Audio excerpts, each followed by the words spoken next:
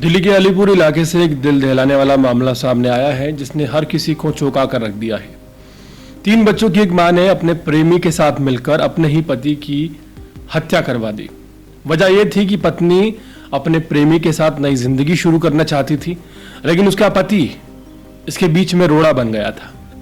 महिला ने पहले तो पति की गुमशुदगी की रिपोर्ट दर्ज करवाई, लेकिन महीनों बाद एक मोबाइल फोन के ऑन होते ही सारा राज खुल गया। ये कहानी है सोनिया नाम की एक महिला की जो अलीपुर में रहती थी। उसकी शादी प्रीतम नाम के शख्स से हुई थी। दोनों के 3 बच्चे थे। बताया गया कि दोनों की लव मैरिज हुई थी, लेकिन कुछ साल से ही रिश्तों में दरार आ गई। प्रीतम शराब पीने का आदी था, आए दिन सोनिया से झगड़ा करता था। परेशान होकर सोनिया ने सोशल मीडिया के जरिए एक टैक्सी ड्राइवर रोहित से दोस्ती की, जो बाद में प्यार में बदल गई।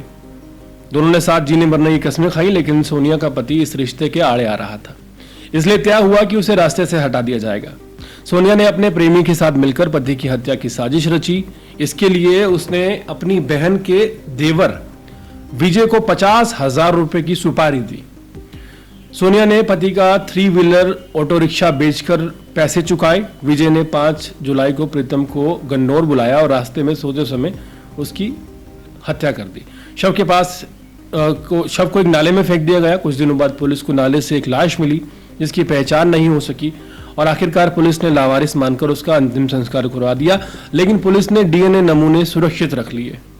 इस मर्डर प्लान को इतनी सफाई से अंजाम दिया गया कि पुलिस भी कुछ समझ नहीं पाई। सोनिया ने 20 जुलाई को पति की गुमशुदगी की रिपोर्ट दर्ज करवाई पिछले साल और पुलिस को गुमराह करती रही, मगर जब कई महीनों बाद यानी कि इस साल प्रीतम का मोबाइल अचानक ऑन हुआ तो पुलिस को शक हुआ। मोबाइल का लोकेशन ट्रेस किया गया जो सोनीपत में मिला। पुलिस वहां पहुंची और रोहित नाम के शख्स को पकड़ा।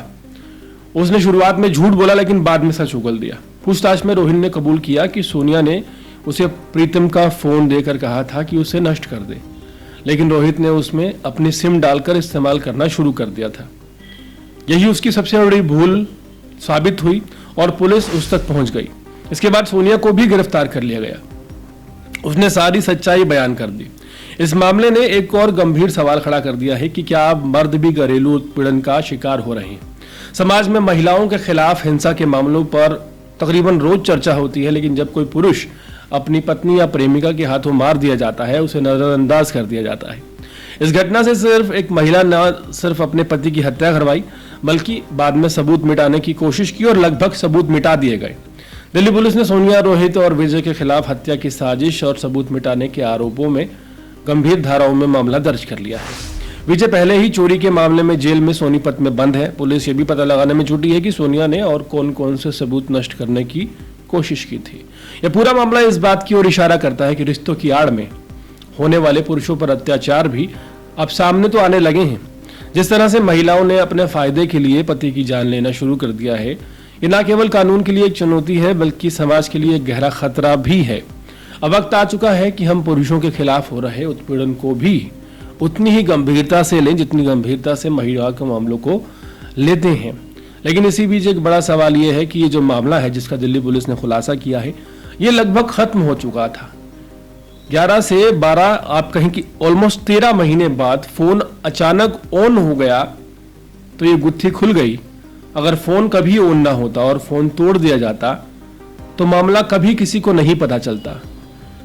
कोई नहीं जान पाता कि जो प्रीतम है वो गुम नहीं हुआ है।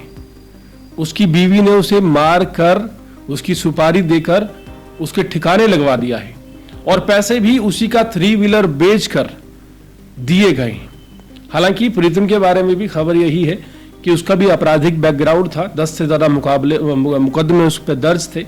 लेकिन सवाल फिर वही है कि अगर एक अपराधी किस्म के व्यक्ति को भी एक महिला इतनी सफाई से ठिकाने लगा सकती है, तो समझिए कि समाज में जो ये दौर चल गया है कितना खतरनाक है।